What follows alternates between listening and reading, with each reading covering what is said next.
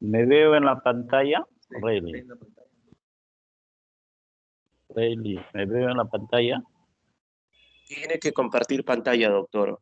En ese rectángulo chiquito que está ahí con una flechita para arriba, ahí tiene que darle clic y poder ver sus diapositivas. Solo su cámara está encendida.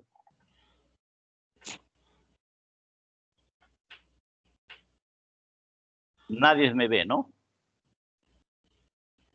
Muy grande la pantalla.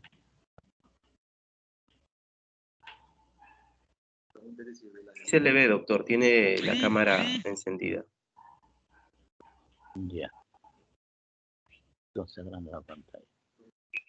Ahora Todo está encendido, por si acaso. Ya todo está encendido. ¿Me ven? ¿Me están viendo, no? Ah, sí. Sí, parece que sí. Ya. Listo, doctor. La grabación está activada, por si acaso. Ya. Mira, miren. Si ustedes revisan un libro de fisiología, apenas de vías urinarias hay un par de hojas, pero gano. Así que es muy difícil una clase con 2 hojas. Este es un acúmulo de experiencia, de libros, para tratar y llevarla a ustedes que puedan aprender. Porque en su vida de médicos que van a tener posteriormente, no van a obtener, por ejemplo, una insuficiencia renal crónica o aguda en el consultorio. Van a tener las cosas fáciles de manejar, las cosas fáciles de decidir. Decidir, por ejemplo, llegar a un paciente con insuficiencia renal crónica, insuficiencia renal aguda, muy bien, ya saben a dónde derivarlo, al nefrólogo, el clínico prácticamente del riñón y vías urinarias. Las vías urinarias es del urólogo. Entonces, acá yo quiero compartir esa experiencia de años con ustedes. Y de una vez comencemos la clase de hoy día. La clase de hoy día es fisiopatología de las vías urinarias.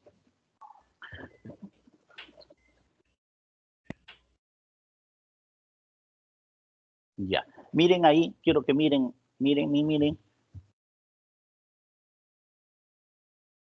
Ahí hay un pez,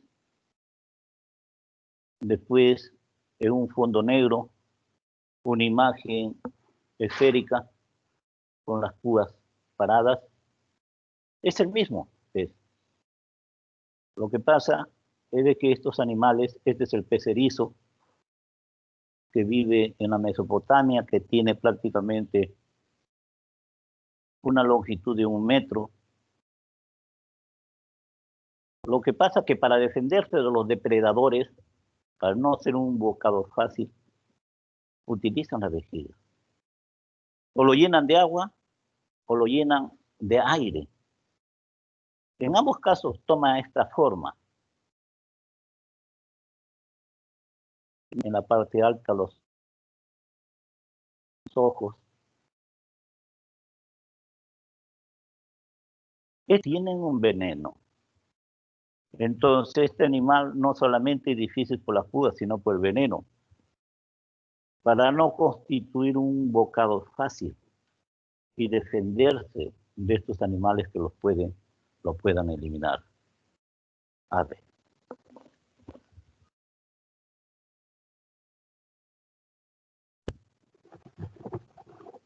Entonces, para iniciar y motivar la atención, ya lo hicimos.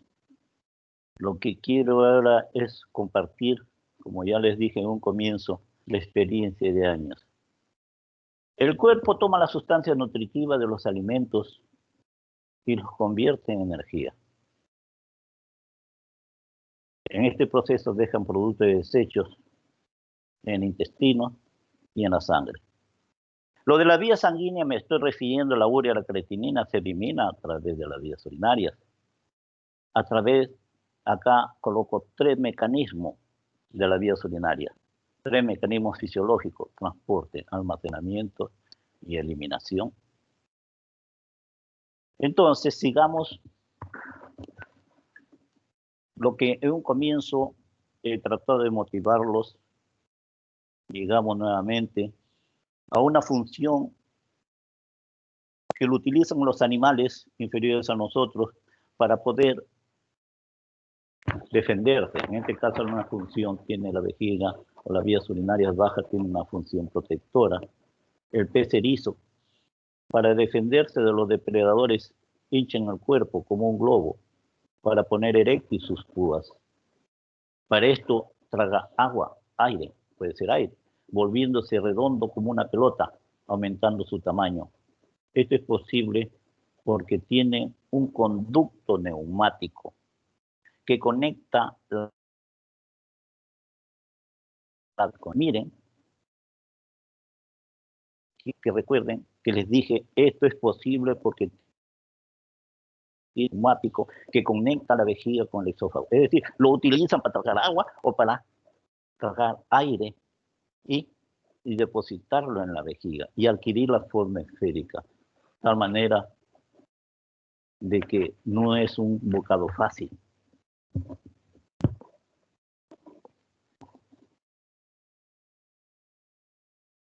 En Uganda, el África, los leones machos utilizan la vejiga de otra forma. Los leones machos demarcan su territorio y orinan cada 30 metros. Cada vez que lo hace se mojan las patas, con orina, por supuesto, y con ello impregna el suelo con ferormonas, trazando línea de combate. Aquel que quiere invadir su territorio de leones, ya saben a lo que se va a exponer, a una lucha de muerte.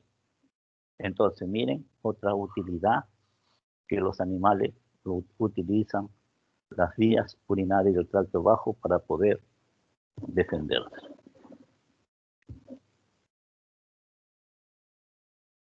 Una función natatoria. Todo el mundo sabe de que los peces tienen un peso, una densidad que prácticamente no les permite flotar. Si ellos no hicieran nada, se hunden por el peso del animal. Pero estos animales desarrollan o consumen mucha energía para mantenerse a flote. Entonces, dentro de todo este contexto, tienen un órgano que es la vejiga natatoria, nuevamente la vejiga. Esta vejiga se llena de aire, o sea, si se llena de aire, actúa como una cámara, flota. El sí se va a volver más denso, entonces se mete al fondo del mar. Entonces, debido a su densidad, los peces deberían hundirse, lógico lo que estamos diciendo, pero están dotados de un órgano hidrostático, vejiga natatoria. Ustedes saben de que los pescadores, cuando capturan estos animales, ¿qué cosa hacen con las redes? Una vez que capturan estos animales en el fondo del mar, las redes comienzan a subirlo poco a poco. No se desesperan para llevarlo a la superficie, porque conocemos de que el fondo del mar genera una gran presión que soportan los animales. Entonces, al subirlo, esta presión va disminuyendo poco a poco. Y alguien tiene que tener un escape para que vaya soportando la presión que va a alcanzar en la superficie del mar. ¿Y quién hace este descargo, esta diferencia de presiones? La vejiga absorbe la diferencia de presiones. ¿Qué cosa sucede si el pescador saca estos animales con velocidad del fondo del mar? La vejiga no puede compensar. Entonces, se produce un vómito en el animal que prácticamente bota la vejiga, los intestinos por la boca. Y un animal capturado con todo lo que estamos mencionando, no va a poder ser vendido en el mercado. Una función amplificadora. En algunas especies es otra función. Mire que tiene la vejiga.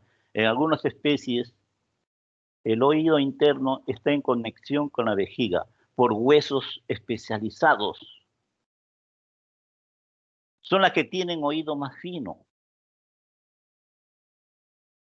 Que se llena de gas, amplifican los que emiten algo como el tiburón. Y así por el estilo. Estos depredadores prácticamente emiten ruidos y alejan a sus presas.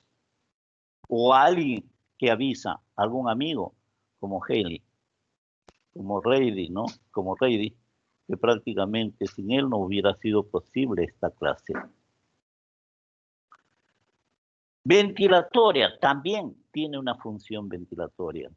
En época de escasez de hambruna, escasez de agua, sequías, estos animales de nada les sirven las branquias. No puede hacer intercambio gaseoso, oxígeno por CO2. Y si no lo puede hacer, se muere, se ahoga, se asfixia. Entonces, estos animales, dicho sea de paso, ahí lo tienen el género, ya ustedes lo entienden, lo ven en la computadora, el género Lepidosiren. Tiene ese conducto neumático que se pone en comunicación con el exófago y con el intestino, vejiga. Entonces, tragan aire para poder vivir, tragan aire y por ese conducto neumático lo envían a la vejiga. Y la vejiga prácticamente hace el intercambio oxígeno por CO2. Capta el oxígeno y elimina el CO2. ¿Así? ¿Aló? Entonces, ¿aló? ¿Se escucha bien? Heidi. Sí, doctor, sí se escucha bien. Sí, doctor, se escucha bien. Están haciendo ruido. Entonces, vuelvo a repetir, en época de sequía, como sucede en el África, estos animales no tienen para poder respirar. Por oxígeno está más caro. Entonces, en el aire, estando en la tierra, sin agua, y la vejiga es la que se encarga de hacer el intercambio gaseosa, la hematosis, ¿no? Para recordar lo que es la fisiología respiratoria. Y pueden mantenerse con vida. Y eso lo hacen a través del conducto neumático. ¿A qué dice acá? En algunas especies la vejiga está en comunicación a través del conducto neumático con el esófago y el ano. Toma aire por la boca, va a la vejiga y lo expulsan por el ano, de modo que prescinde de la utilización de branquias para respirar. Esto es evolutivo, en que los peces se han valido de la vejiga para respirar en condiciones de sequías.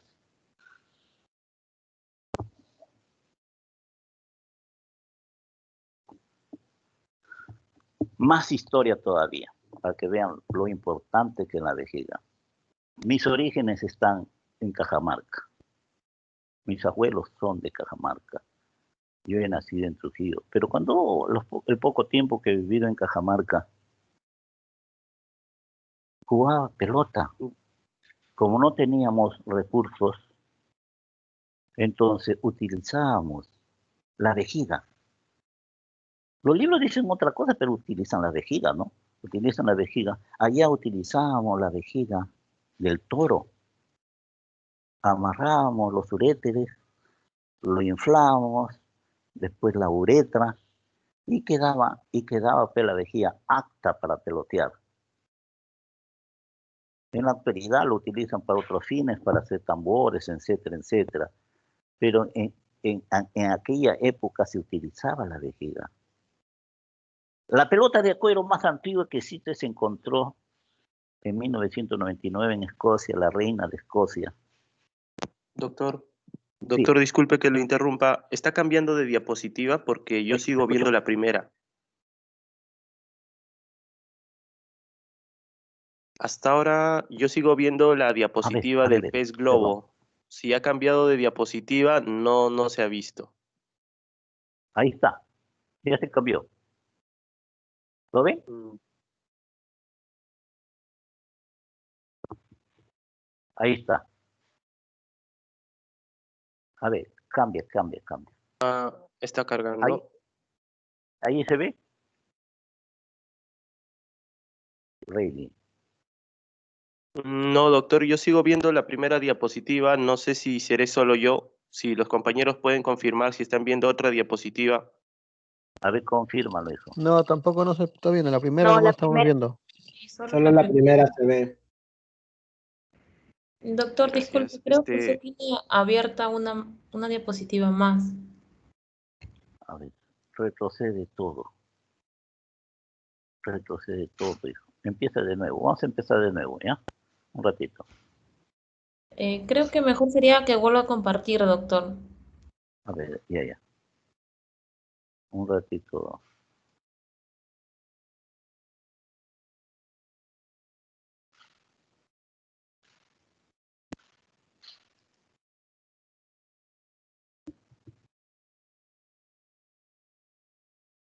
Se ve la primera, ¿no? Aló. Ready. Sí, doctor, solo se ve la primera. Yo veo Ya, ahora, la diapositiva del pez globo. ya, ahora. Ahora, la segunda, la segunda. Espérate un ratito. Y ahí, ya cambié. ¿Se ve? ¿Cambiado o no? Sí, doctora, ahí sí se ven las otras diapositivas, Ya, pero sigue, ¿podría sigue. ampliarlo? Ya, ya, no, estoy probando a ver si se ve. Después lo amplío. Ya, ahora quedamos en evolución e historia de la vejiga. Ya, ¿se ve? Sí, doctor, sí se ve. Evolución. Ya, lo voy a ampliar entonces. Ya, ya. Si no fuera rey acá mi yerno, yo prácticamente me dedico solamente a ser responsable. Sí, qué difícil, son tiempos difíciles. Ya, ahí está bien, ¿no? Really. Aló, Sí, doctor, amplío. sí Ya, se ve, amplia. doctor. Ya, ya, hijo, Sí, espérate. ya está Tú me vas, ampliado, se ve bastante bien. ya. Entonces, volvemos a hacer lo mismo. Estoy dándole importancia a la clase para que ustedes eh, motivarlos a de que la urología no es lo que ustedes piensan. Ya van a través de las clases que no dicen en los libros. Yo se lo estoy diciendo. Evolución e historia de la vejiga.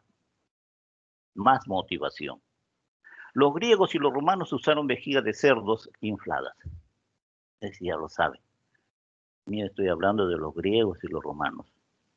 Pero la pelota de cuero más antigua que existe y que se encontró en 1999, en que la reina de Escocia, un árbol frente a su castillo, encontraron una pelota y la historia dice de que ella lanzaba la pelota para que sus trabajadores, los soldados, los, los demás gentes, iniciaban un partido de fútbol y prácticamente ella los motivaba. El balón estuvo hecho, ese balón que encontraron en 1999 estuvo hecho de una vejiga de cerdo, cocida con recubrimiento de cuero.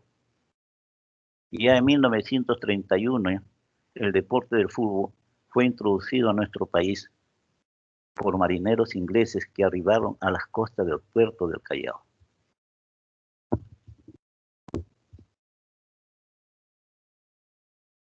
Esta es la primera pelota de cuero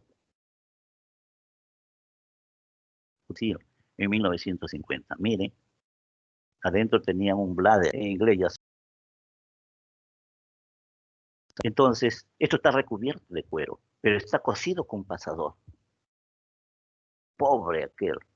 Y si venía la pelota a velocidad y llegaba a rechazarlo con un cabezazo en esas piolas, entonces le raspaba, le hacía herida en la frente. Así se jugaba antes. Adelante. Después, en el Japón, el 2002, en el Japón, en el 2002, se utilizó ya no el cuero. Es otro tipo de pelota de fútbol que hasta la fecha se mantiene. Viene, es bastante esférica y ya no raspa porque ya no tiene esos pasadores, solamente tiene una válvula para inflarlo con aire y desde entonces se dejó de usar la vejiga. Adelante. Entonces, el objetivo de esta clase es recordar lo que es la anatomía, la histología, la fisiología del tracto urinario y la patología, fisiopatología. Empecemos con la anatomía. La orina del tracto urinario está formada. A que llega a la pelvis está formada. Ya no sufre modificación en lo que respecta a su composición y volumen. Ya no es trabajada. Así como llegó a la pelvis, así sale fuera del cuerpo. ¿Es necesario estudiar el tracto urinario entonces? Si sabemos eso, por supuesto que es necesario estudiarlo. ¿Por qué? Porque las vías urinarias es capaz de generar una presión altísima, que prácticamente, si eso es ocasionado por una piedra que se enclava dentro del uretra, empieza esa presión de 70 y es capaz de desaparecer el riñón en 6 meses. Lo anula. Por eso que cuando hay piedra hay que controlarse. Porque una vez que anula el riñón, si está anulado el riñón, ya no hay dolor, pues no, ya no hay dolor. Entonces, yo les estoy enseñando prácticamente a que llevadero las enfermedades. Eso, por un lado. Por otro lado, nosotros lo tenemos en época de pandemia. En otros países adelantados, la cosa es bárbara. En otros países adelantados, ya no procede la cirugía abierta. Todo es endoscópico. Entonces, para poder meter un endoscopio dentro de una vía urinaria, hay que ver volúmenes, presiones, dimensiones, todas esas cosas. Entonces, ¿es necesario estudiar el tracto urinario? Por supuesto. A pesar, no se decepcionen lo que le gusta en la cirugía, a pesar de que la cirugía endoscópica ha eliminado la cirugía abierta, existen latinos que solucionan muchos problemas cuando los gringos, por ejemplo, no pueden solucionar utilizando la endoscopía, operando con el endoscopio. Entonces, se ven obligados a abrir el paciente y solucionar los problemas. Eso por los avances tecnológicos que lo estamos viendo en la actualidad. Por eso yo mucho me alegro, a pesar que yo no domino estas cosas, pero que Rayleigh y en alguna época Anderson, María me enseñaron. No me enseñaron totalmente, pero Rayleigh lo está completando. Entonces, miren, Rayleigh. Aló. Sí, doctor, se escucha. Ya te fuiste a tomar. Yo pensé que estabas tomando desayuno ya. Entonces, miren a la izquierda, ¿qué cosa es? La unidad anatomofuncional. Todos los órganos tienen una unidad anatomofuncional. Por ejemplo, el cerebro, la neurona. El hígado, el hepatocito.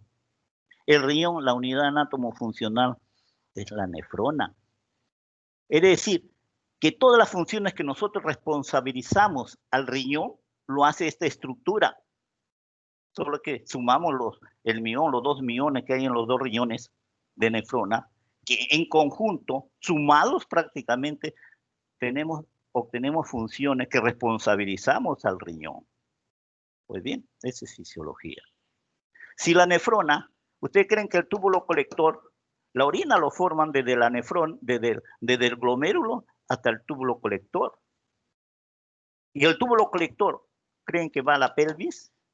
No, no va a la pelvis.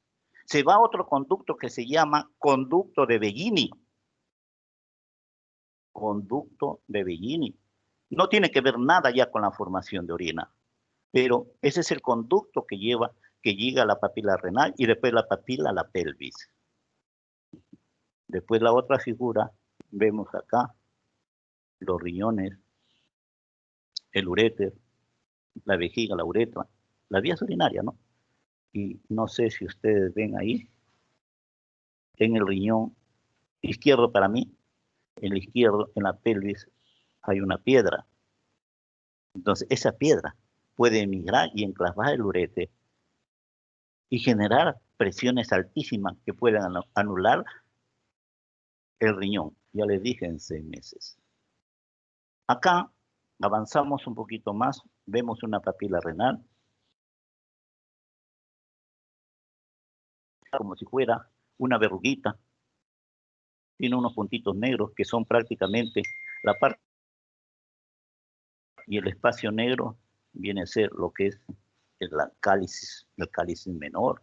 Del cáliz menor pasa al cáliz mayor, así por el estilo. Entonces, ya saben, después vemos acá, en el lado derecho, un orificio negruzco, que es la unión del uréter con la pelvis, y después prácticamente vemos ya una pelvis vacía. A ver, división, tracto urinario alto y tracto urinario bajo. Tracto urinario alto. El origen es mesodermal, pero están en duda la opinión científica. Porque si tiene un origen mesodermal demostrado, se comporta como si su origen fuera endodermal. ¿Se acuerdan ustedes cuando hicimos el cemento intestinal, los movimientos, etcétera, etcétera? Hablamos de inervación extrínseca, inervación intrínseca, después de inervación intrínseca, plexo de agua, plexo de miel. Esa es historia. Todo el mundo en la actualidad piensa de que en la pared del uréter tiene plexo de agua, plexo de Meissner. ¿Por qué? Porque cuando un cálculo se enclava en el uréter, el paciente llega, a pesar de que le duele la cintura, también le duele el abdomen, se siente balonado, tiene náuseas, vómitos, y hay que tener mucho cuidado. Hay que tener mucho cuidado. Y el dolor que tiene, si está en el uréter derecho, lo puede confundir al cirujano y el cirujano abrirlo para ver a ver si tiene apendicitis. Entonces hay que tener mucho cuidado. El paciente puede ser abierto así espontáneamente, ¿no? Por el hecho supuesto que estoy diciendo que tiene el mismo origen endodermal, como van a ver la vejiga,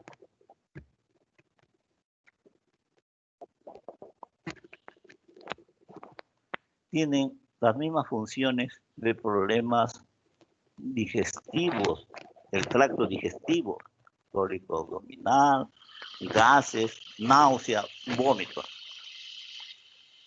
Pero si se agrega fiebre, estos problemas abdominales no dan fiebre.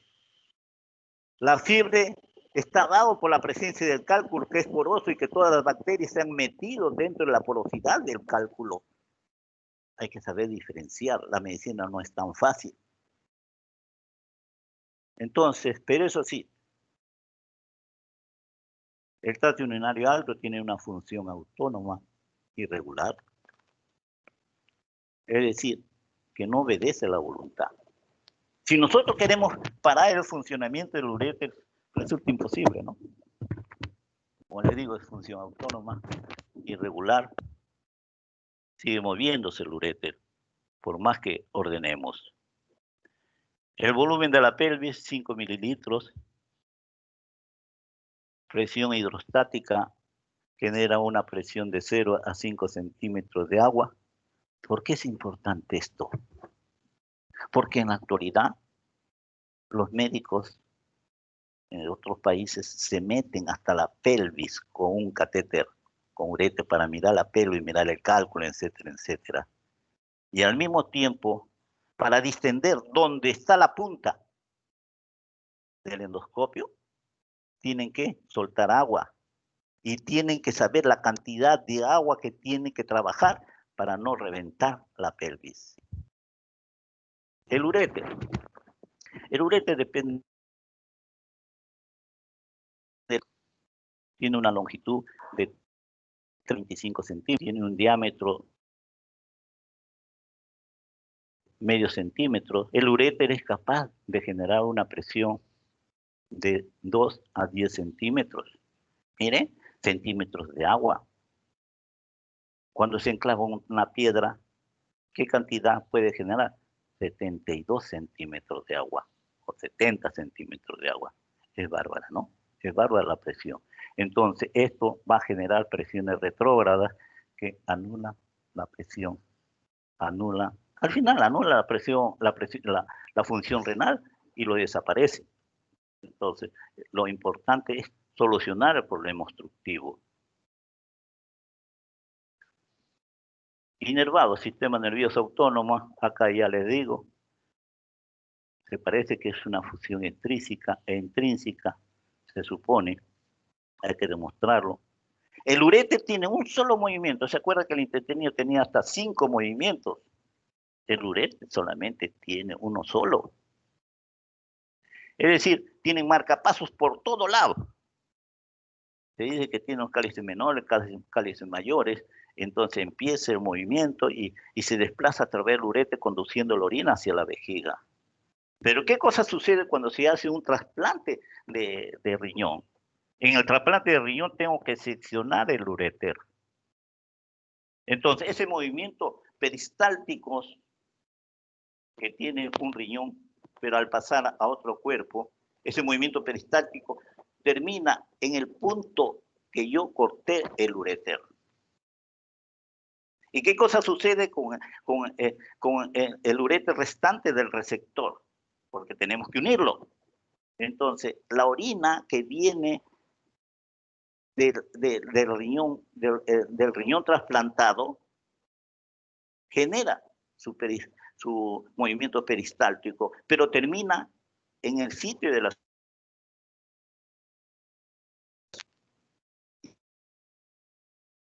Y en el ureter receptor, del paciente receptor, es onda peristáltica, diferente en los dos lados. Entonces, las contracciones peristálticas, las paredes musculares de los uretres impulsan la orina a la vejiga. Epitelio de transición. Acá hay una pregunta que dice, ¿tiene queratina? Ustedes saben que las células de la piel tienen queratina y eso le dificulta hacer intercambio de agua con el medio ambiente. En cambio, el epitelio de transición, las células que están en contacto con la orina no tienen queratina, pero tampoco intercambia agua. No se sabe por qué.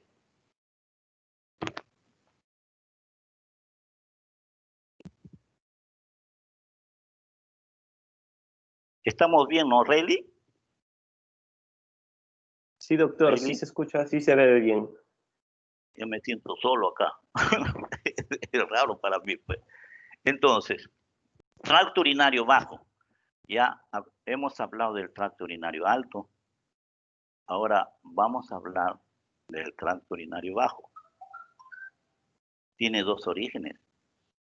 El cuerpo de la vejiga sí tiene el mismo origen del tracto digestivo. En cambio, el trígono tiene un origen mesodermal, igualito que el ureter.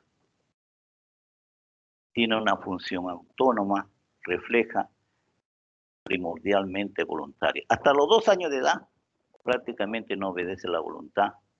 Pero el entrenamiento, la mielinización prácticamente de las fibras nerviosas y el entrenamiento prácticamente hace que el ser humano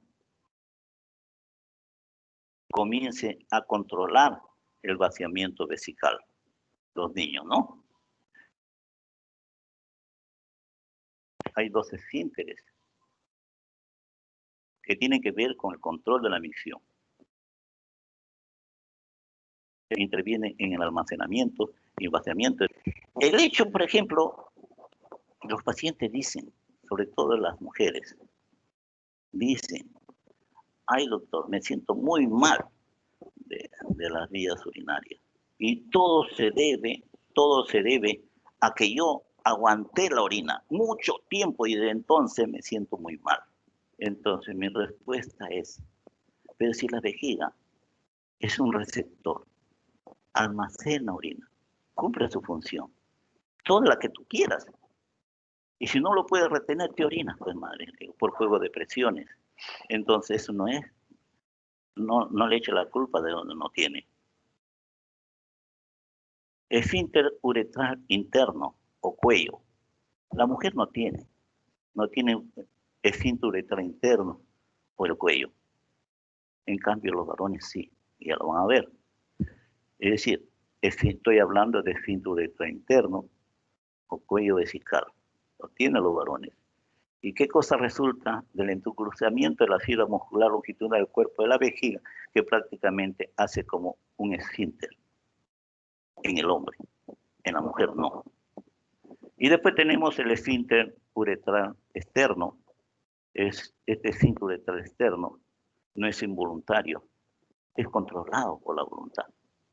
Entonces, porque está conformado por fibra muscular esquelética.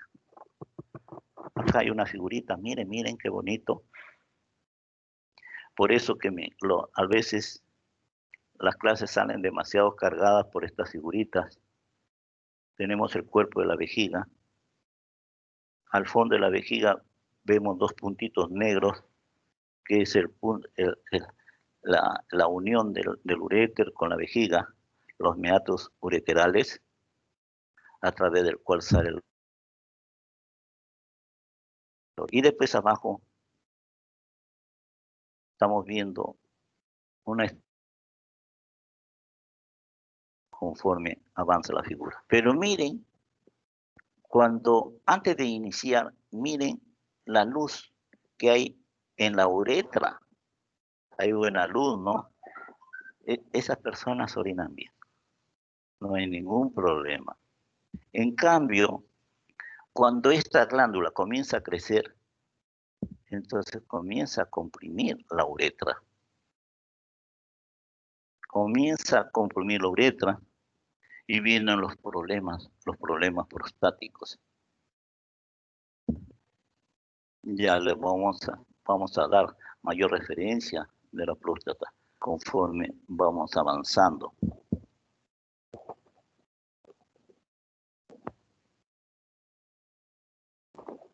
¿Por qué la poliuria? Miren, ahí tenemos la próstata, la pared vesical. Normalmente, esa vejiga evacúa cada 4 a 5 horas. Entonces, la próstata no está comprimiendo la uretra. Y nosotros fácilmente orinamos en ese tiempo, cada 4 a 5 horas. Orinamos felices de la vida, sin retención de orina. Es decir, no tenemos síntomas. Ni disuria, ardor al orinar, ni poliuria, aumento de la frecuencia urinaria. Así, 4 a 5 horas por día, eso es lo normal. En cambio, miren la próstata en el lado derecho cómo ha crecido. La próstata es normal y la próstata en el lado derecho ha crecido. Y es capaz de crecer tanto que solamente deja un pequeño espacio a la vejiga para reseccionar la orina que viene a través del uréter a la vejiga. Es diferente a la imagen del lado izquierdo, en un espacio para llenarlo. Y ustedes ven que si nosotros orinamos más, depositamos mayor cantidad dentro de la vejiga, que no cambia fácilmente. Si llega a 18 centímetros de agua, el umbral de la micción, ¿me entiende? Yo voy a tener síntomas de querer orinar. Pero en el lado izquierdo resulta difícil. En cambio, en el lado derecho, miren, ya tenemos una vejiga como si fuera una semiluna. El espacio que tiene prácticamente es muy poco para recibir orina. Y si recibe orina, llega con mucha facilidad al umbral de la micción, que es 18 centímetros de agua. Y nosotros vamos a orinar, vamos a tener estímulo de micción cada media hora, cada hora. Y resulta difícil vivir así. Levantarse cada media hora, cada hora a orinar, eso deprime. Entonces, los pacientes se desesperan. Esa es la glándula prostática. Lamentablemente, en fisiología no tocan la glándula prostática, no lo explican. Porque ya se lo estoy diciendo. La próstata es una glándula que crece así en forma matemática a partir de los 40 años de edad. Nadie lo detiene hasta la fecha, no hay ningún medicamento que detenga el crecimiento prostático. Cuanto más vieja la próstata, cuando llega a los 80, 100 años, todas las próstatas por lo general tienen cáncer de próstata. Esa es la historia. ¿Y para qué sirve la próstata? Ven, miren dónde he colocado la próstata. Más adelante les voy a decir un poquito más.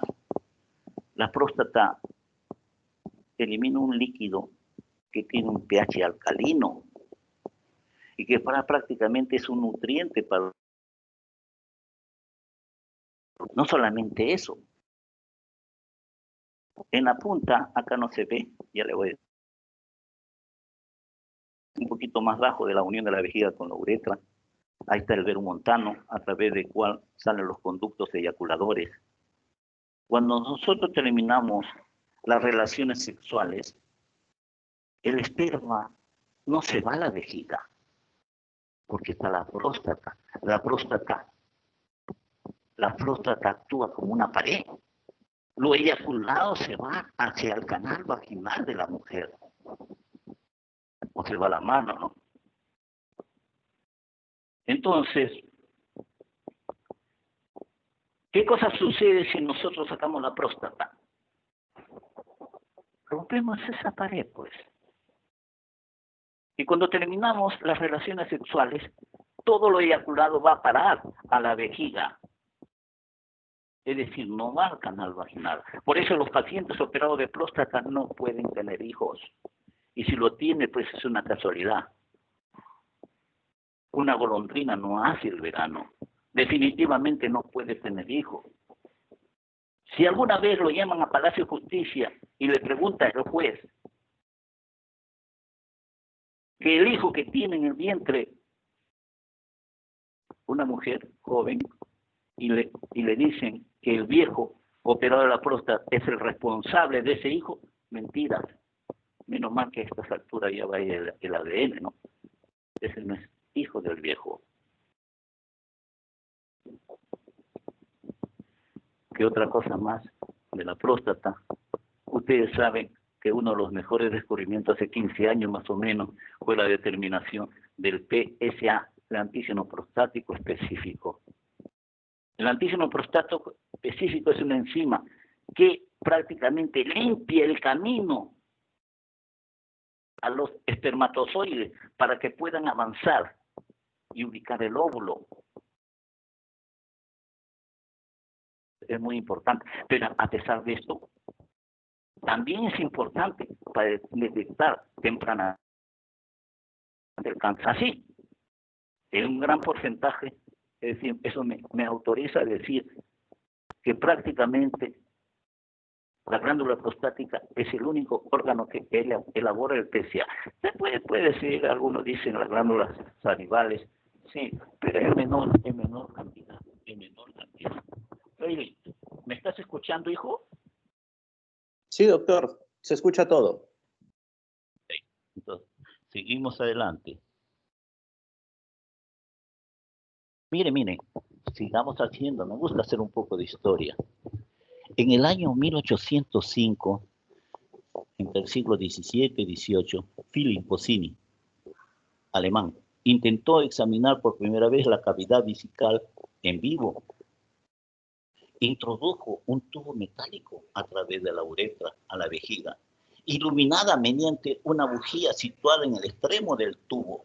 Achachao, ¿no? Eso quema. Estos primeros intentos de endoscopía vésico-uretral fueron expuestos por el autor en el año 1806. Mire, un año después, ¿no? En la Escuela Médica de Viena, sin merecer atención, y el método quedó olvidado tras la muerte del autor, que sucedió 2 años más tarde.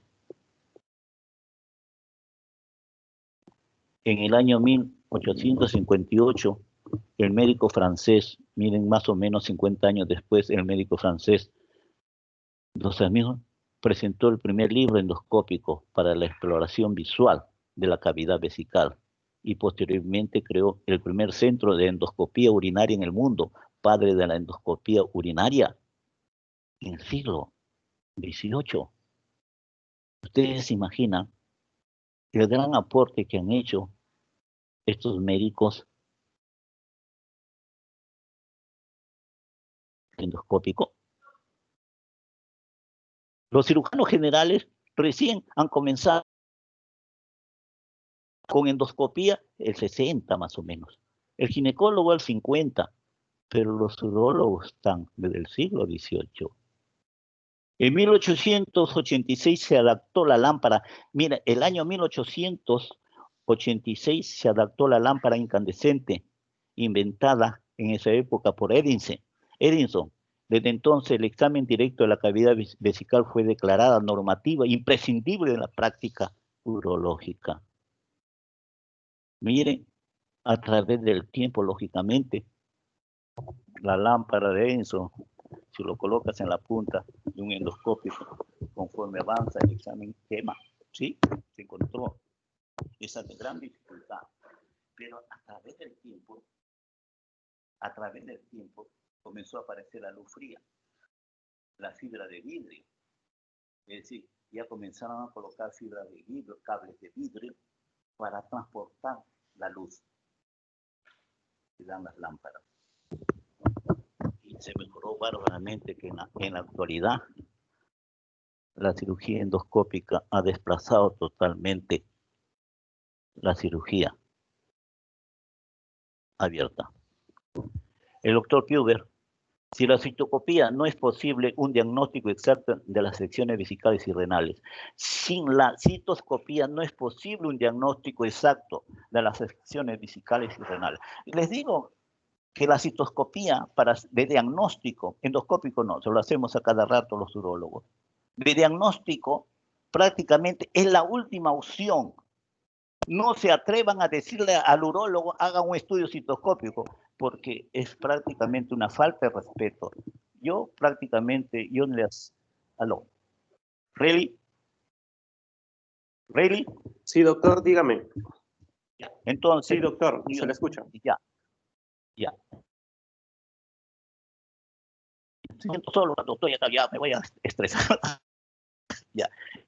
Yo prácticamente le estaba diciendo, yo no le acepto cuando me diga, haga una citoscopia. La citoscopia es la última opción de diagnóstico en el urólogo. Para operar, sí, en cualquier momento. Entonces, ya saben.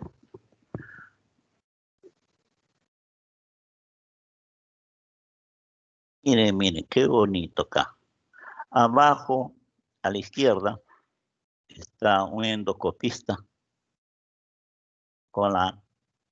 prácticamente con el citoscopio, con el recetoscopio, ubicado la punta en la vejiga, ¿no?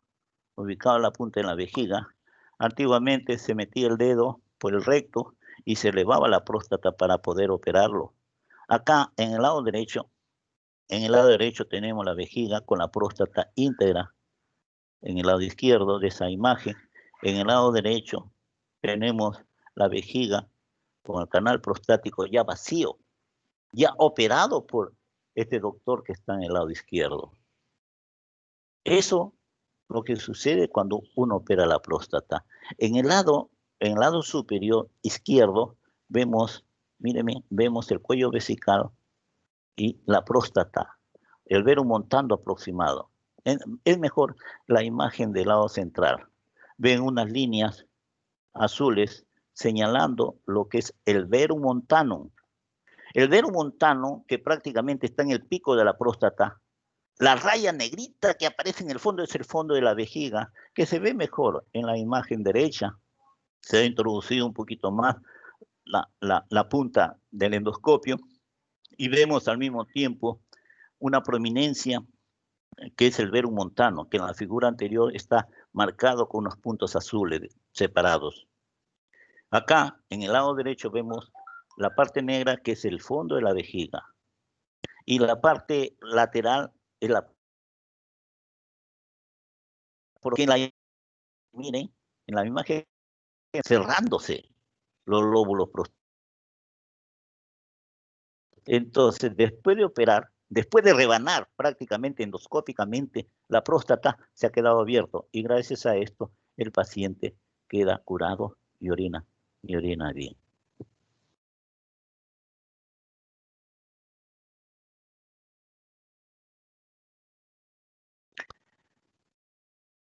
Hacemos un break un ratito, Rayleigh, un ratito, ¿ya? Listo, doctor. ¿De cuántos minutos, doctor, o hasta qué hora? Llama a Renzo, hija. Llama a Renzo, rapidito. Toque nomás.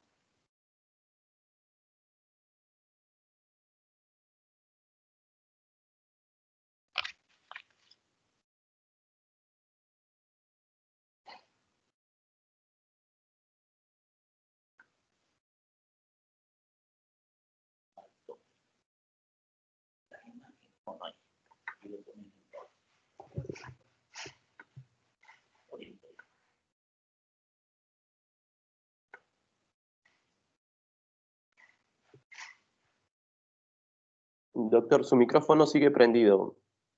Ya lo desactivó.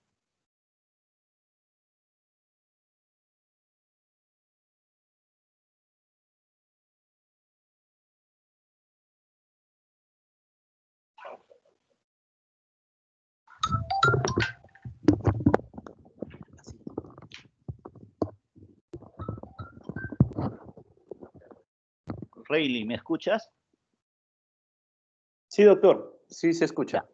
Les voy a pasar un video, pero antes de hablar les quiero decir que ustedes vieron una forma de operar próstata que le llaman en Estados Unidos la regla de oro para solucionar los problemas prostáticos, la RTU. No sé si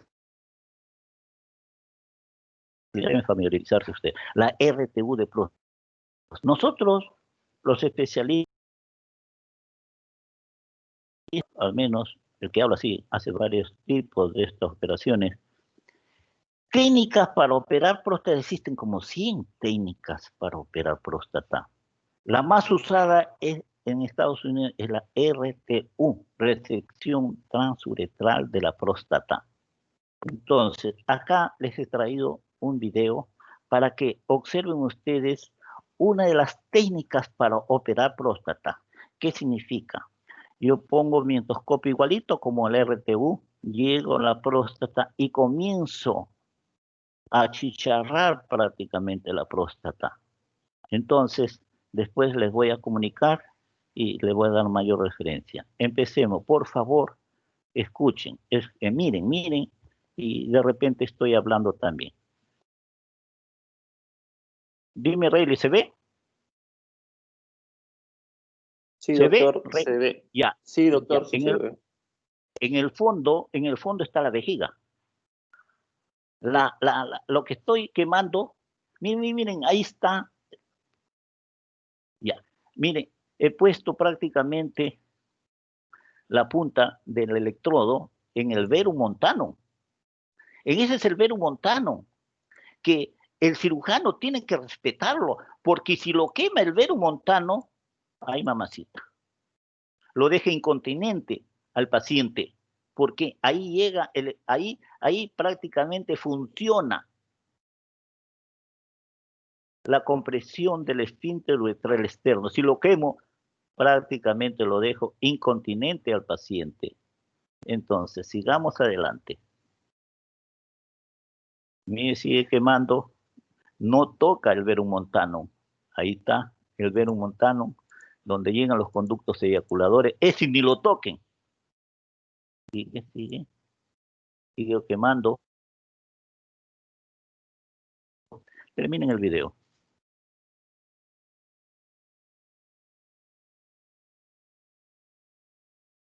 Esta técnica es que achicharra todos los pedazos de próstata. Y si lo achicharra no podemos hacer un estudio histopatológico. Entonces queda como una técnica más para operar próstata. Es decir, la idea es tunilizar prácticamente, quitar la compresión de la próstata que está obstruyendo la salida de orina. Miren.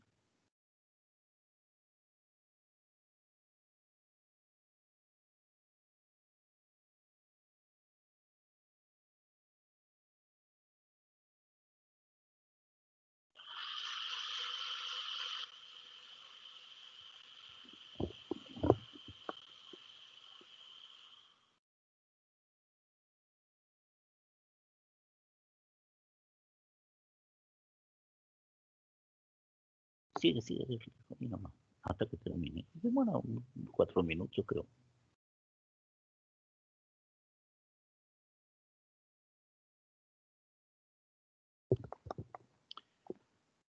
Ven ahí, es un chicharrón de próstata. La próstata está siendo quemada y desprendida, ¿no? Ese es el rotor. Hay que tener mucho cuidado.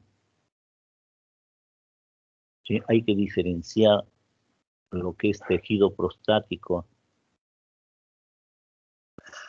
de tejido de envoltura de la próstata.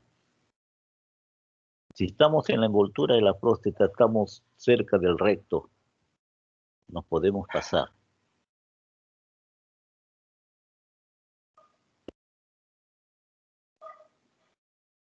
Y van a ver que en la parte final, el doctor hacia la cavidad vesical para asegurarse si ha tomado los meatos ureterales o no. Formado el meato ureteral lo va a sellar y vienen los problemas. Ven ustedes, ese tejido achicharrado no sirve para estudio histopatológico. Pero sin embargo, es una técnica más, ¿no?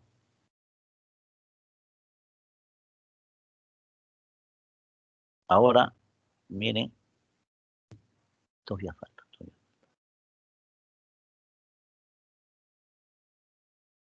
Después de eso ya nos relajamos porque estoy quedando bien, se ven las imágenes.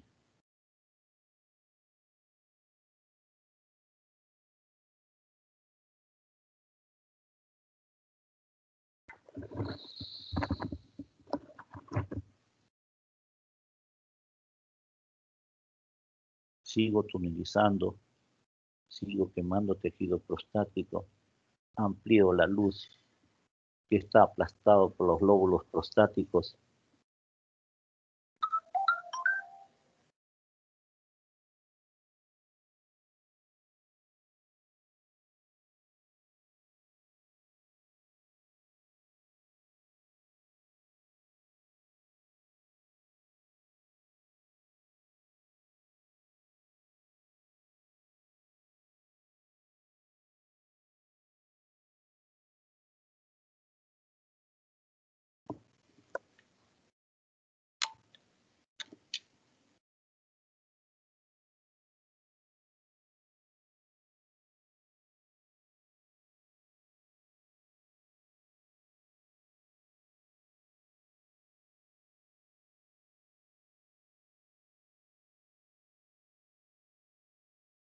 Ustedes se imaginan si tienen una naranja.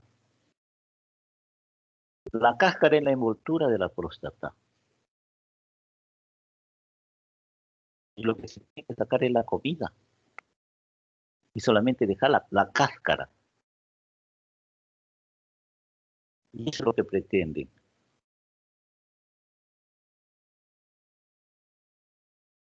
Miren, miren, miren, miren, miren. Ahí.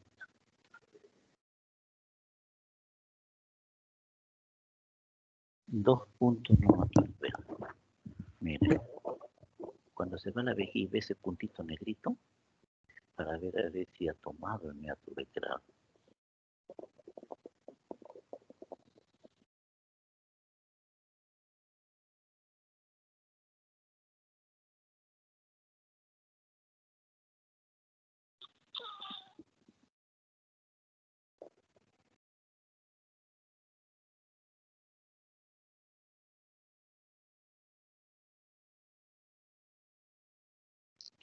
Es bastante fácil, ¿no, Rayleigh? Se ve un poco complejo, doctor. Ahí está, miren, ahí. Miren, acá ya está la vejiga. Nuevamente lo voy a echar a andar. Lo voy a echar a andar, miren, ese epitelio es de vejiga. Ahí está el meato ureteral, lo señaló. Un retroceso un poquito nomás. Ahí nomás. Miren. Ahí no, espérate. Ahí. Ya. Ven ustedes lo que está al fondo, la parte negra, es la vejiga. Lo que está prácticamente a las 6 de la tarde, más o menos a las 7, ese tejido blanquecino, ya estoy en la cápsula, ya estoy en la envoltura de la próstata. No lo toques, porque si lo tocas, lo perforas. Entonces, sigue adelante.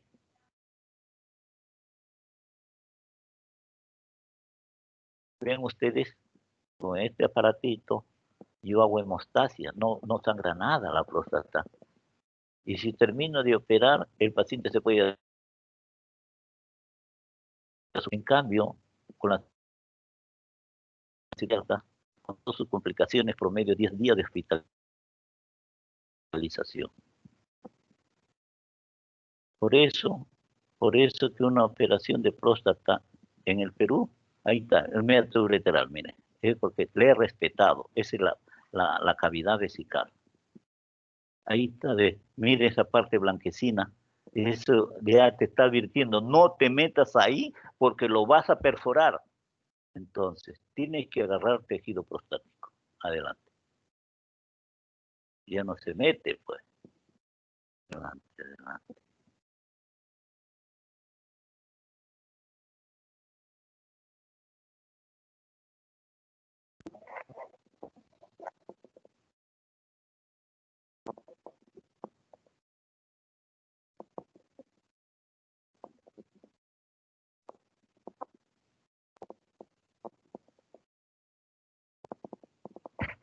Ya, pues sigamos las clases.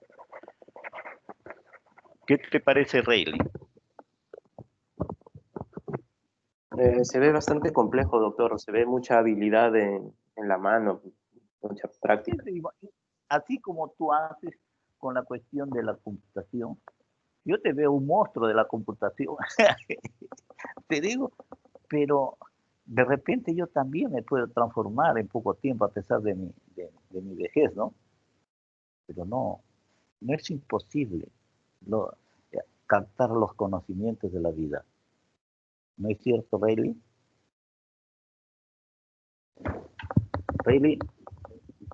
Rayleigh. Doctor, veo la primera diapositiva. Ya se ve, ¿no? Ya se puede leer. Voy a agrandar, ¿ah? Sí. La primera diapositiva estoy viendo, doctor. Ya, la del pez globo. Sí, la del pez globo. Ya, vamos a empezar de nuevo. A correr.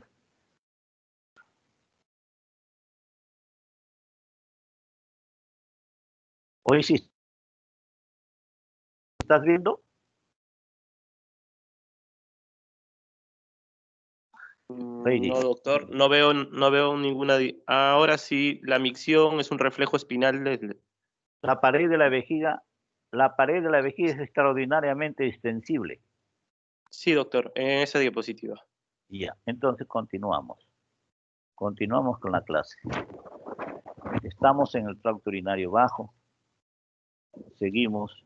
Ya ven ustedes que hemos conversado de fisiopatología y vamos a seguir conversando. Entonces, la pared de la vejiga, dice, es extraordinariamente distensible, ¿sí, cierto? Se puede almacenar cantidades crecientes de orina, sin aumento de forma significativa, sin aumentar la presión de la vejiga y permitir así el drenaje del riñón y la continencia. Porque si se pusiera en juego presiones altas, va a frenar la salida de la orina de los riñones. Y de repente, si este freno de la salida de la orina, entonces puede meterse hasta el riñón y malograr el riñón mismo. Entonces, la vejiga recibe la orina y no modifica mucho su presión. Basta solamente que la presión de la vejiga supere los 18 centímetros de agua para decir estoy en condiciones de orinar. Pero sigue almacenando hasta que nosotros decidamos orinar. Y si nosotros no decidimos orinar, seguimos aguantando la orina, ya se nos escapa la orina. Solamente vamos a orinar igualito como los niños, por la presencia del arco reflejo, nada más, sin influencias cerebrales. Por ejemplo, acá, la siguiente, la micción es un reflejo espinal de estiramiento, facilitada o inhibida por los centros cerebrales superiores. En los lactantes es involuntaria hasta los 2 años de edad. Ha aprendido a entrenarse, de que él tiene que controlar sus tejidos nerviosos, ha mejorado la mielinización, etcétera, etcétera. Acá, el umbral de la micción es de 18 centímetros de agua de presión hidrostática. El control voluntario puede mantenerse hasta que la presión vesical alcance 100 centímetros de agua. Ese es el tope. Si la presión de la vejiga llega a 100 centímetros de agua, prácticamente la capacidad para retener y no orinar se terminó, porque ya los arcos reflejos se independizan de las órdenes cerebrales. Una vez que un reflejo misional comienza, basta que un reflejo misional comience para que se activen todos los arcos reflejos, es decir, que es autorregenerativo. En esa figurita, la vejiga, una flechita azul, una flechita roja. Entonces, la vejiga dice que tiene 250 mililitros y hay contracciones de micción. A partir de los 150 ya hay contracciones de querer orinar. Pero está siendo inhibida. La gana de orinar está comandado por las flechitas rojas y la inhibición por el vector azul. Entonces, estamos controlando la micción, teniendo 250 mililitros de orina en la vejiga. Pero si pasamos a la figura central, miren, ya estamos llegando a 500. Prácticamente las órdenes para orinar se ha agrandado respecto a la primera figura. Entonces, las órdenes de inhibición se está debilitando. Y es así que prácticamente se independiza y se produce la micción. Y empieza la historia, comienza nuevamente.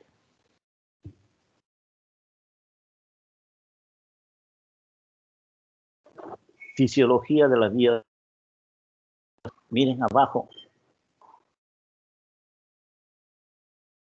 Ahí vemos un uroepitelio que es la vejiga, pero se trata de una vejiga vacía, así plegada, contraída, vacía.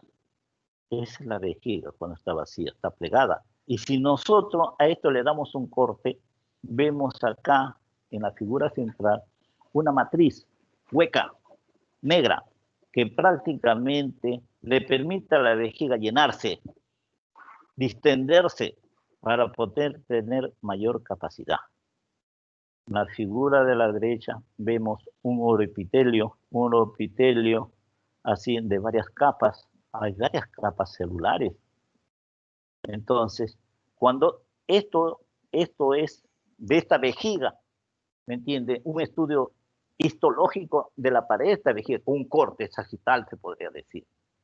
Entonces, histológicamente veo varias capas que conforman el uroepitelio. Desde este uroepitelio, mira, de múltiples capas,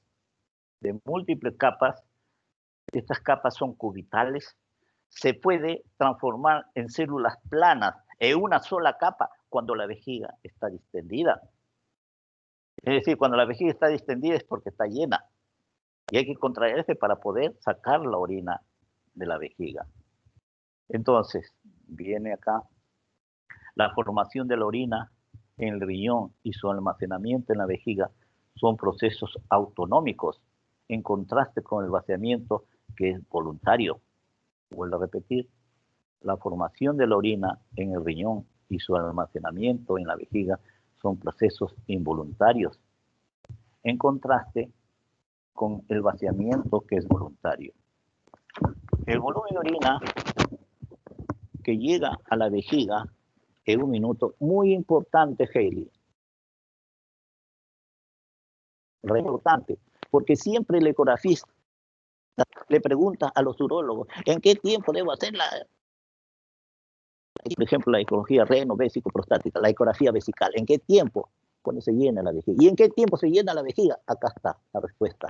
El volumen de orina que llega a la vejiga en un minuto es de 1 a 2 mililitros. Se entiende que 2 mililitros cuando el paciente ha tomado agua, que es lo que le da de tomar el ecografista al paciente para hacer la ecografía. Ellos le dicen ventana, quiero ver una ventana para poder ingresar y estudiar la próstata. Y a veces se olvidan de hacer orinar al paciente y el paciente está que revienta. No, ellos necesitan para hacer la ecografía 400 nada más. Y hay pacientes vistos que llenan su vejiga más de 1000, que prácticamente esperando que el ecografista haga el estudio por imágenes. La hiperactividad vesical es normal en los bebés y niños. Sí, los bebitos orinan a cada rato. Entonces, eso no es anormal, es propio de ellos, porque su vejiga es hiperactiva. En nosotros la micción lo hacemos en un ambiente social adecuado gracias a la corteza cerebral. Nadie se puede orinar en las calles, a no ser que sea prostática y se orina en el pantalón, ¿no? Se orina en el pantalón. Fisiología de las vías urinarias, control neurológico de la micción. La investigación básica sobre la neuroanatomía y la neurofisiología del tracto urinario bajo nos permite entender nuestra limitada comprensión del tema. Sí, no es absoluto, solamente muchas veces supuestos, pero hay que estudiar lo poco que hay. Existe un control cerebral y un control periférico. El control cerebral es prácticamente lo que pone la voluntad, ¿no? Puede inhibir o facilitar la micción. El centro inhibidor, acá tenemos la corteza cerebral, tallo encefálico, centro facilitador, el hipotálamo. En cambio, el control se le llama sistema nervioso autónomo. El autónomo es prácticamente involuntario, el somático es voluntario. La inervación principal viene de las raíces S2, raya 4. Está constituida por fibras sensitivas del arco reflejo. Acuérdense el arco reflejo que nos enseñaron en el colegio. Y motoras, que son, estas motoras son fibras parasimpáticas. Y después tenemos la inervación secundaria, está dado por el nervio pudendo, S2, raya 4. Eso prácticamente es voluntario, ¿no? Tenemos el nervio hipogástrico, pero no tiene que ver nada con la contracción de la vejiga. Esta inervación constituida por fibras simpáticas T10L2, prácticamente son los que inervan la pared de los vasos. Acá está resumido todo lo que hemos dicho anteriormente. Así que ya les dejo porque ya me estoy pasando de la hora. Fisiología de las vías urinarias, farmacología de la musculatura del tracto urinario bajo, está bajo control del sistema nervioso autónomo.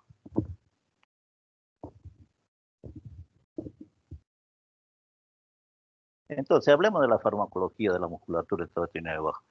Entonces, actúan sobre las células de la fibra muscular lisa a través de mediadores químicos que son acetilcolina y noradrenalina, liberados en las terminaciones nerviosas, las cuales actúan sobre los receptores específicos de la membrana celular.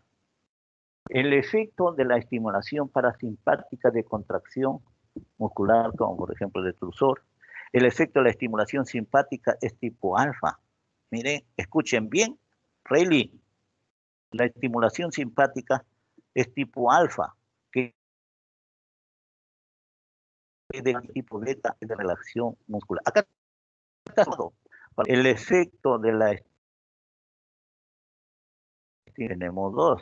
Alfa es de contracción muscular y el tipo beta es de relajación muscular. Recientes investigaciones sostienen la existencia de un tercer componente en la inervación autónoma mediado por nervio no adrenérgico, no colinérgico, pero eso todavía no está bien demostrado. Se sostiene que existe, sí, es cierto, como neurotransmisores polipéptido intestinal vasoactivos, sustancias vasodilatadores, óxidos nítricos implicados en la relajación de la uretra y del cuello vesical.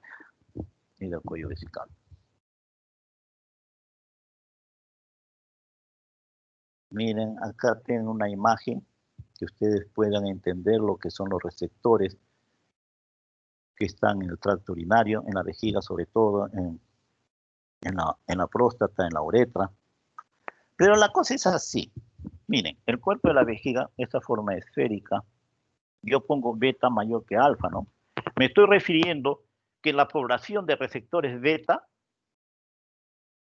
es mayor que la población de receptores alfa. En cambio, a nivel del cuello vesical, a nivel de la uretra, a nivel de la próstata, la población de receptores alfa es mayor que la de receptores beta. Ustedes saben que un efecto alfa, ¿qué cosa es? Es contracción, ¿no? Un efecto beta es relajación.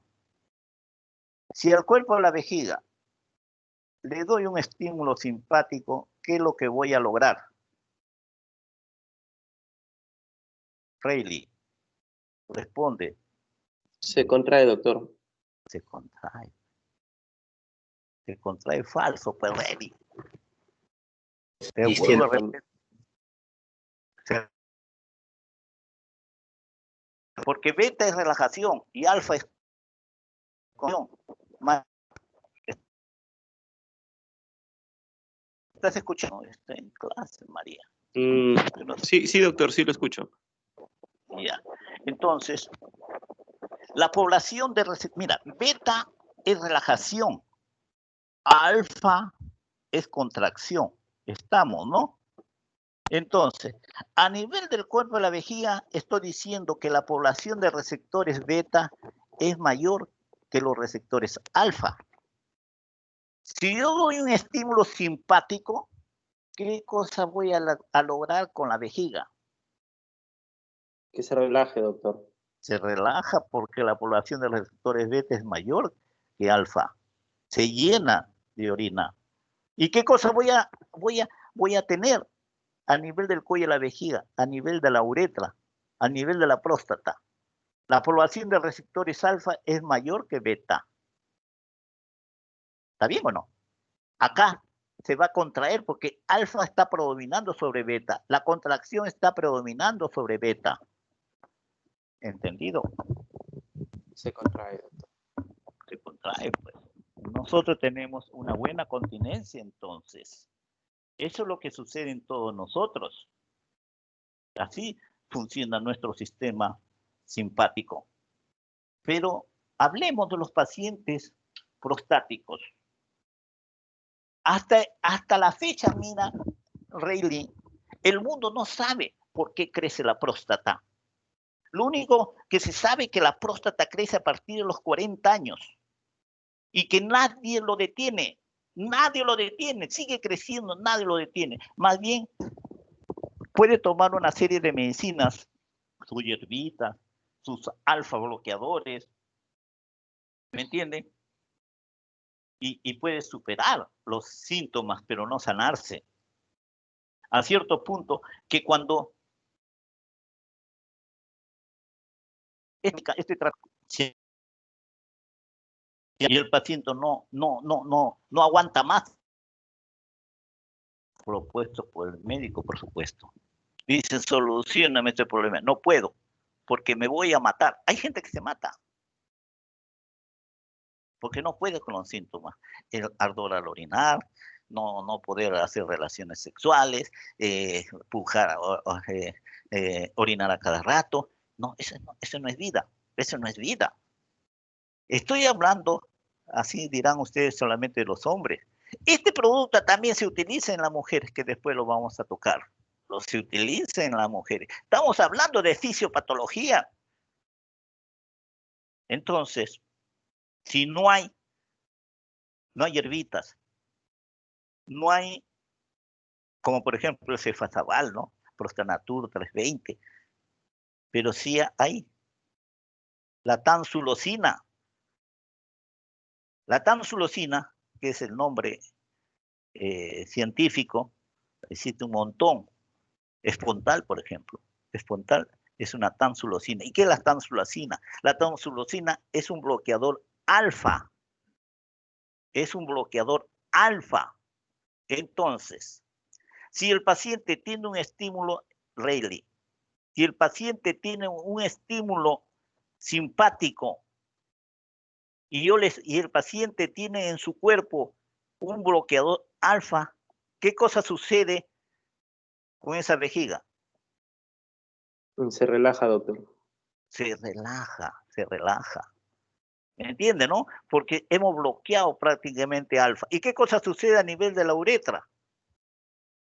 A nivel prostático. Prostático, la uretra, el cuello vesical, se abre, el paciente puede orinar. ¿Me entiende, no, Rayleigh? Sí, doctor. ¿Por qué? ¿Por qué? Porque estoy bloqueando el alfa. Estoy bloqueando el alfa, pero beta. Beta es relajar el cuello vesical, la próstata, y es un medicamento para superar. Y si tú lo mezclas, este medicamento, con unas hierbitas, entonces, qué lindo sería, ¿no? Los pacientes viven muy felices, porque ustedes se imaginan, hasta la potencia sexual se viene abajo, porque estar haciendo relaciones sexuales y tener ganas de orinar en pleno acto sexual o tener dolor, lleva a sufrir de disfunción sexual eréctil. Entonces, hay que atacar, hay que sanar a estos pacientes, es nuestra obligación como médicos. ¿Se entendió, Rayleigh? Espero que los demás, por favor, yo le digo Rayleigh, es el que más me está enseñando. Sí, sí, doctor. ¿Entiendes? No, por eso Rayleigh para todos lados. Pero espero que todos los demás estén entendiendo. Ya, sigamos adelante.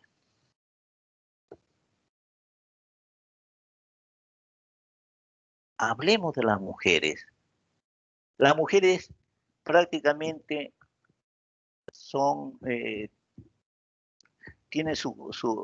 tienen un nivel de estrógeno, igualito que los hombres, de testosterona, que son con lo identifica, nosotros nos identificamos con la testosterona, las mujeres con el estrógeno. Por eso que son bonitas, piel suave, etcétera, etcétera.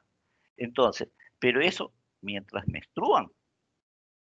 Una vez que se aleje la menstruación, que llega más o menos la edad de 40 años, entonces las mujeres se vuelven terribles. Entonces le hacen la guerra a los hombres. No nos hacen el amor, sino nos hacen la guerra. Así. Entonces, hay que darle una terapia de sustitución, porque los ovarios se han venido abajo. Ya no producen la misma cantidad de estrógenos. Este tipo de mujeres orinan a cada rato y orinan con dolor. Entonces hay que saber tratarlas.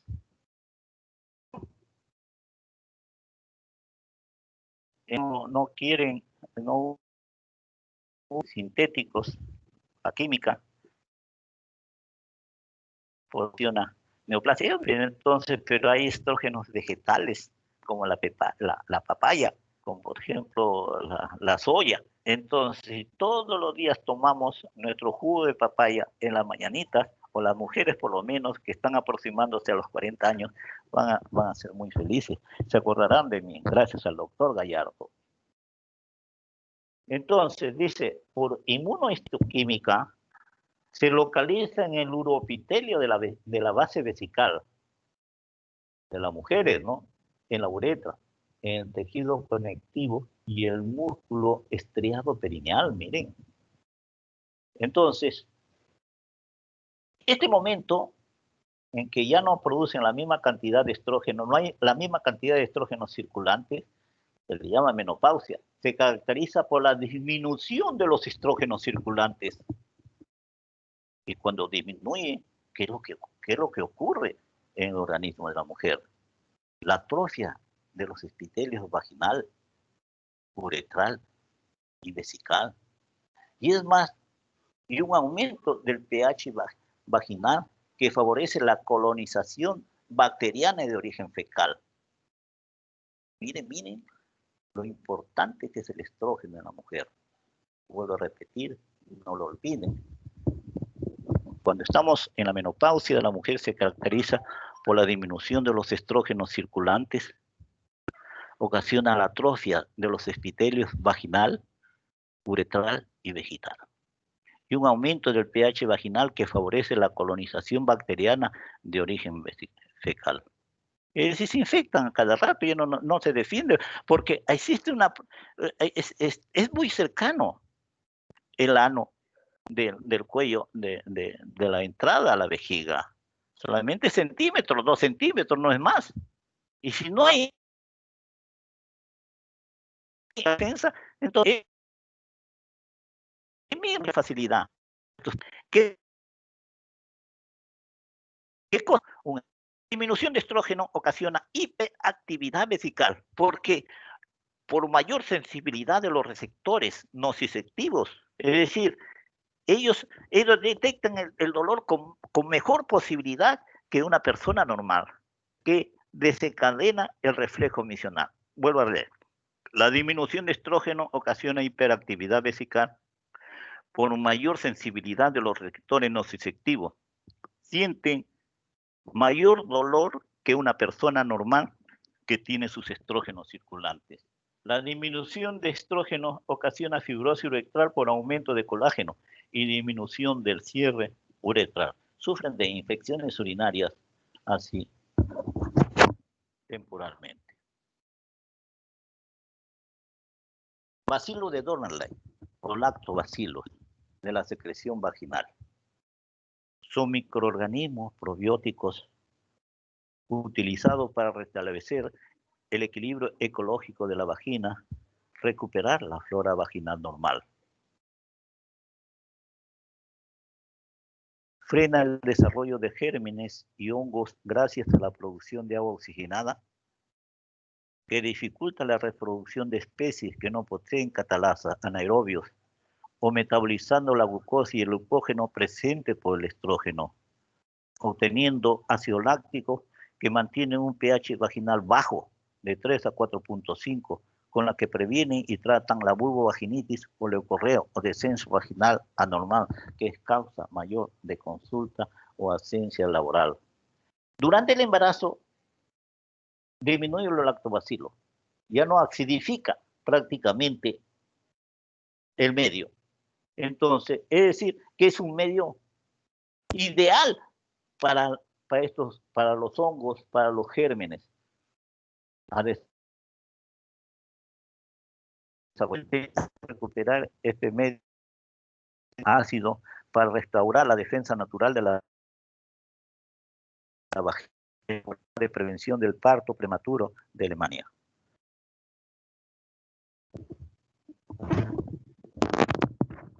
Fisiología de las vías urinarias. Los defectos en el control de la micción tienen una gran importancia clínica debido a las consecuencias psicosociales que derivan de esta alteración. Por ejemplo, en la fractura debajo de D12 a L1 ocasiona una vejiga neurogénica flácida, es decir, una vejiga que se distiende y nunca se contrae. ¿Por qué? Como la fractura ha sucedido a nivel de D12 a L1, entonces se ha destruido prácticamente el arco reflejo. Y si contemplamos arriba de este nivel, de esta fractura de D12 raya L1, la vejiga neurogénica es espástica. Es decir, que la vejiga se contrae con cualquier volumen de orina. ¿Por qué? Porque se ha destruido la neurona motora superior. Miren lo que estoy diciendo. Flácida, se ha destruido el arco reflejo. Espástica, porque la neurona motora superior se ha lesionado. Los estudios urodinámicos son exámenes de función del tracto urinario que ayudan al diagnóstico diferencial de la vejiga neurogénica. Clasifican las incontinencias y es de mucha importancia en el tratamiento.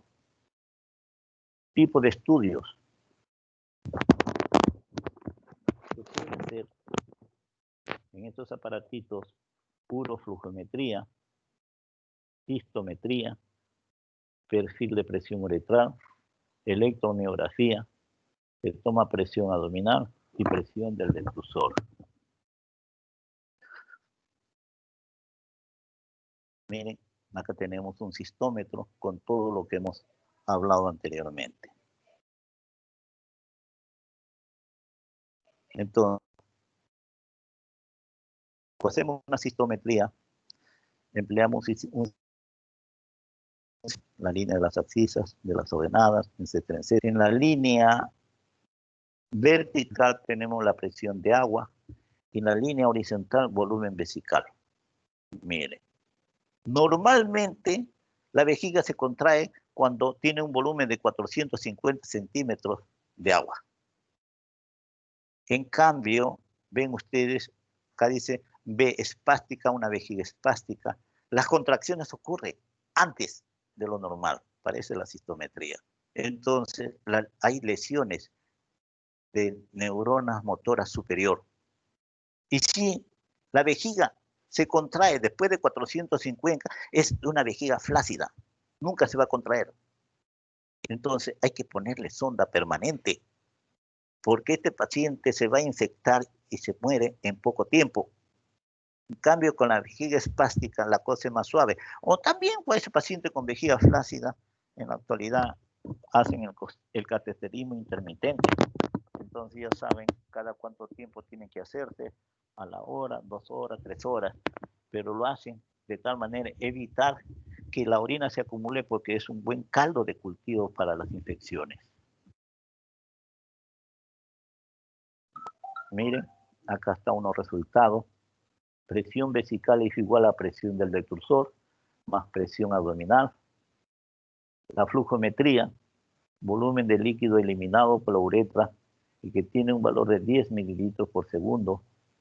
Perfil de presión uretral, registro de la presión a lo largo de la uretra,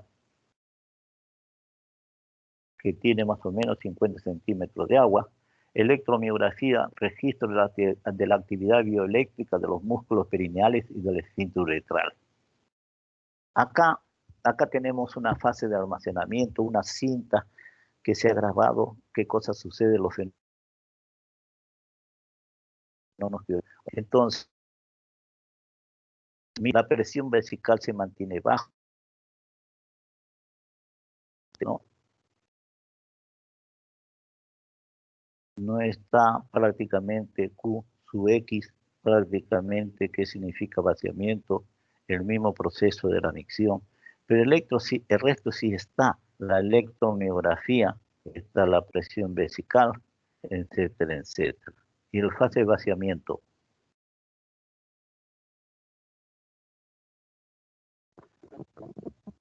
¿Cómo colocar una sonda? Ustedes saben que normalmente el diámetro de la uretra es 1 centímetro, en la mujer es un poquito más, pero siempre se considera 1 centímetro. Cuando hay una retención urinaria hay que contemplar qué sonda, qué diámetro voy a usar. Acá entra a tallar también los recién nacidos. El recién nacido tiene un diámetro de la uretra de medio centímetro, en cambio un adulto es 1 centímetro y la mujer un poquito más. Entonces, libremente se venden las sondas. El uso de sondas se basa, de acuerdo al país que lo hace. Acá hay una escala francesa, hay alemana. El número de cada sonda, siempre el número de cada sonda, porque incluso hay de 2 vías, hay de 3 vías, pero vamos a conversar de 2 vías. Una sonda de 2 vías, una de las ramas tiene un color rojo, un color rosado, un color verde. Entonces, ahí dice el número de la sonda. El color rojo es el número 18. El uso de sonda se basa en la escala francesa, por ejemplo, la francesa. El número de cada sonda hay que dividirlo entre 3 y se expresa en milímetros. Entonces, esta sonda que es roja, de rama roja, el botón rojo, entonces la sonda lo divido entre 3. Esta sonda dividida entre 3, entonces resulta 6 milímetros o 0,6 centímetros. ¿Me escucha? A esta sonda, si entra. ¿Por qué? El diámetro de voy a colocar una sonda que tiene un diámetro de 0,6 centímetros. Entonces, es aconsejable. Si el niño, por ejemplo, el niño que tiene medio centímetro, yo utilizo una sonda número 10. 10 entre 3 es 3. Entonces, si entra en el recién nacido. Entonces, los catéteres se usan con fines diagnósticos, buscando estenosis para medir orina residual, para introducir medio de contraste a la vejiga terapéuticamente para solucionar los problemas de retención urinaria. Clínica, aséptica, hay que lubricar, hay que anestesiar, hay que quitar el dolor. Y hay que advertirle al paciente que le vas a pasar una sonda. ¿Qué cosa sucede si me pone una torunda con algodón en el oído sin avisarme? Me tiro un manazo, ¿no? Me tiro un manazo en el oído. En cambio, el paciente se le tiene que advertir, pues si no te mete su puñete, ¿no? Entonces, así se maneja, así se hace buena medicina.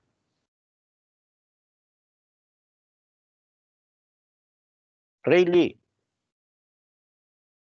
Sí, doctor, lo escucho, dígame. Dime, ¿sí lo resuelvo todas estas preguntas que voy a hacer? Claro, doctor, si desea lo puede resolver o de repente nos deja a nosotros lo resolvemos y usted luego nos da las claves. Las claves, no, mejor te doy la clave ahorita nomás, ¿ya? Ya, doctor. Ya, mira, si los riñones producen 1 mililitro por minuto y la capacidad de la vejiga es 500 ml, ¿en qué tiempo se llena? Una regla de 3 simple, ¿no es cierto? Ya. Sí, doctor. Pregunta 2. Para realizar una ecografía vesical se da de tomar 500 mililitros de agua. Después de media hora comienza a eliminarse a través de las vías urinarias con un flujo de 2 mililitros por minuto. Si he tomado 500 mililitros de agua, entonces mi flujo va a aumentar, que normalmente es 1, y va a aumentar a 2 mililitros por minuto. Si se requiere 2 para realizar la ecografía, ¿en qué tiempo se hará dicho ecográfico? Es fácil también. Regla de orina formado por la noche es aproximadamente la mitad del formado durante el día. El volumen de orina formado por la noche es aproximadamente la mitad formado durante el día. No olviden, ¿ah? En la noche orinamos la mitad de lo que orinamos en el día. Por eso que caminamos, cada vez que tenemos que orinar, hay que caminar. Entonces se produce más orina. Las vías urinarias cumplen las siguientes funciones, excepto transporte, cierto. Almacenamiento, cierto. Eliminación, cierto. Acomodación, cierto. Formación, ¿forma orina las vías urinarias? No. ¿Qué importancia que tienen los estrógenos en la fisiología del tracto urinario inferior? Ya les dije eso. Le da una leidita nomás. La vejiga se desarrolla entre la 4ª y 7ª semana de vida intrauterina. Mira, cuando estamos en el vientre de la mujer, a partir de la división de la cloaca primitiva. Esta es una demostración que prácticamente El tracto urinario bajo tiene el mismo origen que el intestino. Vuelvo a repetir, la vejiga se desarrolla entre la 4ª y 7ª semana de vida intrauterina, es decir, en mes y medio, ¿no? A partir de la división de la cloaca primitiva. Nosotros, todos los seres humanos, tenemos cloaca cuando iniciamos la vida dentro del vientre de la mujer. La cloaca tiene su origen endodermo. En una porción posterior da lugar al ano y una porción anterior el seno urogenital. Pero, ¿de dónde procede la vejiga? Pero tienen un origen endodermal. Por eso que la sintomatología digestiva aparece cuando hay un problema en la vejiga. Cuando hay un problema obstructivo en la vejiga. Tenemos ganas de comer, náuseas. Si hay fiebre es porque los conductos eyaculadores se abren en el área del cuello vesical, uretra prostática, uretra membranosa, verumontano, uretra vulvar, verumontano. El moco secretado por las células caliciformes del uroepitelio evitan que las células tomen contacto con la orina, cuya concentración osmótica es pH y pH pueden variar notablemente. Ustedes saben que la orina puede alcanzar concentraciones multiplicado por 4 la concentración plasmática, 4 por 3, 12, 1200 milosmol por litro. Y si tiene esa concentración, ¿qué cosa sucede? Se pone al frente de una célula que tiene 300 milosmol en su interior, lo deshidrata. Pero no ocurre todas esas cosas, ¿no? Pero sin embargo, miren lo que es maravillosa la vida. Cuando la vejiga está vacía, está contraída, ¿vieron ustedes esa vejiga arrugada? Esa está contraída, pues. No está relajada, no tiene orina, pero está contraída, no tiene orina. Cuando la vejiga está llena, ¿está relajada? Sí, está relajada. ¿Qué permite que la vejiga se dilate? La matriz extracelular, que es hueco, y el epitelio de transición. Si una persona se dispone a viajar a la altura y solicita consejo para evitar el soroche, señale lo que no debe de hacer. Mantenerse siempre bien hidratado. Hay que orinar a cada rato, ¿no? Comer alimentos en base a carbohidratos. No preocuparse si no hay producción de orina. Esa es la respuesta. Esa es la respuesta. No preocuparse si no hay producción de orina. Si no hay producción de orina, te va a dar el soroche. Te va a dar el soroche. Eso es lo que tienen que aconsejar.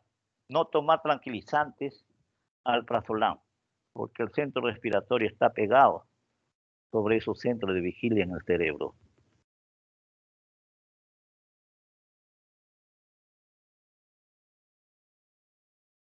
Dice, después de la micción, la orina femenina se gravedad. Es cierto, en la uretra del varón es expulsada por varias contracciones del músculo bulbo cavernoso. Los bloqueadores alfa-adrenérgicos producen el tracto urinario bajo. Relajan la vejiga y la uretra es la respuesta. Estos son los vacilos de Donnerland.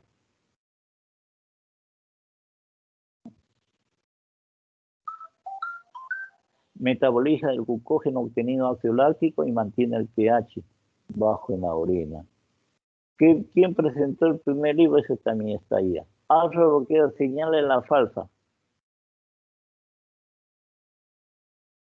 Tienen el mismo efecto que la atropina, es la falsa. ¿Dónde existen menos receptores estrogénicos? Señale lo verdadero. Cuello vesical, la uretra, el cinto uretral externo, en los uréteres, en la vagina. ¿Quién no tiene receptores muscarínicos? La próstata. La próstata no tiene receptores muscarínicos.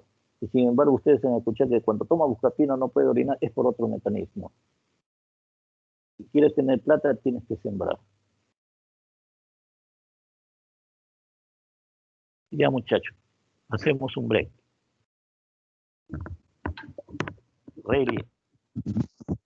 Doctor, ¿el break de cuánto tiempo, en cuánto tiempo se conectan los compañeros? Yo tomo 5 minutos, mi desayuno. Ya, doctor, en 5 minutos entonces a las ¿Qué hora es? ¿Qué hora es? ¿Qué hora tienes? 9:47. 9:47. Ya, 10 para las 10 me abro, ¿ya? La práctica. Y lo hacemos rápido. Pero ¿se ha Listo. entendido, no? ¿Se ha entendido, no, Rayleigh? Sí, doctor. Esas preguntas, doctor, que ha puesto al último, ese cuestionario, lo desarrollamos. Mire, me preguntan a través de tu persona, pues. Yo, pues, ahí. Listo, doctor, gracias. Rayleigh, ya se desconectó. Doctor.